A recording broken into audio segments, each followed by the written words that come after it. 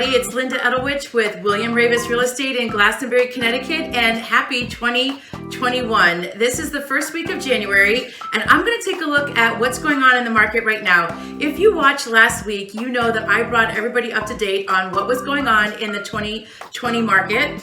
And I did say that I would be updating some of the stats when we had our December numbers in, and they're in. And it's really interesting because our average price point for sales in Glastonbury went from $440 to $447, and our average price per square foot went from $179 to about $180. And I thought, well, let's just take a look and see what happened, in the last quarter specifically. And it was very telling. And one of the reasons why I looked at the last quarter is because we really did see a big jump.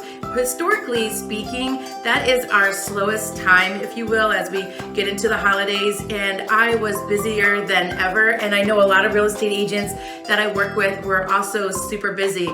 And I decided to take a look at that Q4, and it was really interesting because if you just segregated what happened last year in Glastonbury out of just Q4 out of the entire market, our average price per square foot was actually $186, and the average sales price was actually $447,000. So as we went through the year and as we went past, what was going on beginning with COVID, we were seeing a increased demand for housing and a lack of inventory that were really driving our prices up. So what are we predicting for 2021 in Glastonbury?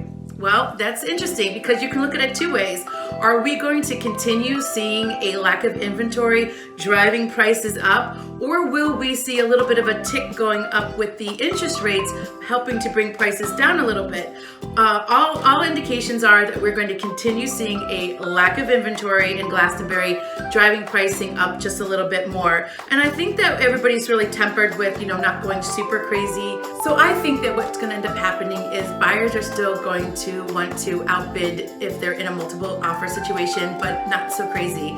I think that 2008 really was a lesson learned, and I'm really seeing very thoughtful buyers, making offers that are, in a 3%-ish over asking, not necessarily going super crazy because we understand that we might not appraise, and that could be a sticking point when we are working with our seller if we're not appraising and we've been so crazy over asking, and the appraisal price isn't attainable, and if you're getting a mortgage, that really has to happen. So I really see that buyers are being super thoughtful. Yes, they want the house, and yes, they'll overbid if it's the right house. And that's really the key point here. If you recall, I said last year about a third of all the houses, if you look at the different price points, we're selling over asking, and certainly we're doing so after COVID, and so after March, and as we went into the year and further into October and November, we were certainly seeing an increase of the multiple offer situation and buyers bidding about 3% over asking price on average. I did say we have our anomalies. We have some houses that go way over, and that might be a cash deal where we don't have to worry about an appraisal situation. So, the forecast for 2021 is certainly super strong. We headed right into our market, right from January or December 2020, right into January 2021 with 47 active homes on the market. We already have 14 houses under contract. And if you were to look at the projections from where we were this time last year versus where we are now, we are definitely a far improved market. We're robust and it's super strong. Now is a really good time to start talking to a real estate agent if you're thinking about putting your house on the market. I said before, there is a time for Glastonbury, a certain time point when you're going to put your house on the market and achieve the highest price per square foot, the most return for your investment. And that time is coming up pretty soon. So you kind of want to be a little bit ahead of the game. And I know with everybody getting the vaccination, I think that there is a increased calmness that's happening with people putting their houses on the market and buyers coming into the property as we're looking at more and more people getting the vaccine. I certainly feel that we have some sellers that haven't put their houses on the market because they had, maybe just a little bit of a concern and, didn't want people walking through their homes.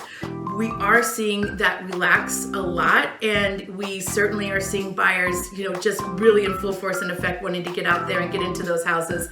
So I would love to chat with you if you're thinking about putting putting your house on the market and how to maximize your return on your investment while the market's hot. And I'm looking forward to a robust, wonderful 2021 in our Glastonbury market, and stay tuned next week and we'll break down what's happening with the market in Glastonbury week by week. In addition to doing a market update, I'm going to add 2 additional segments. One will be a question and answer, mostly because I received so many really great questions last week after my first broadcast. And so we'll definitely be tackling a question every single week, and we'll go into a deep dive. And then I'm also going to highlight a business of the week, a local Glastonbury business. I really believe in shopping local and staying local, and hyper local is what it's all about. And we can thrive as a community, and we can be a super strong community by supporting our local businesses. So I'm super excited to be able to bring on a business of the week and do an interview and introduce a business that you might not have known about. So for this week, we're going to answer one question that I was asked more than any other, and that was, are there issues with appraisals now that we're seeing a lot of buyers going over asking price? And I would answer it like this. It really depends. And it depends on who the buyer is, who the seller is, what the situation is, how they're mortgaging the property, and how much over asking did they go. And what were the other buyers that were in play? What did they look like in terms of their mortgaging? And so this is what I will tell you. Sellers right now are finding that the appraisers are appraising properties at market value. And that's the market value is, we all can determine what market value is pretty much. The information is really out there on the internet for us to do research. And buyers know what that is, sellers know what that is, and appraisers know what that is. But what we're finding is when we go over asking and we have multiple buyers who really want a house and are really willing to step up and go way over that asking price, what we want to do as a seller agent is really evaluate all the buyers at once and look at them on their own individual merits to see which one would be the strongest particular buyer, that if there was an appraisal issue that they would be able to make up the delta on that. So they could come in and make up the difference. And when we accept that offer as sellers, we're going to ask them right up front, so we can manage what everybody's expectation is that we're going to take your offer, but we want you to upfront agree that if the appraisal comes in at less than asking or less than the contract price, you're not going to come back to us, the seller, and ask us to reduce our price, that you're going to actually make up the difference.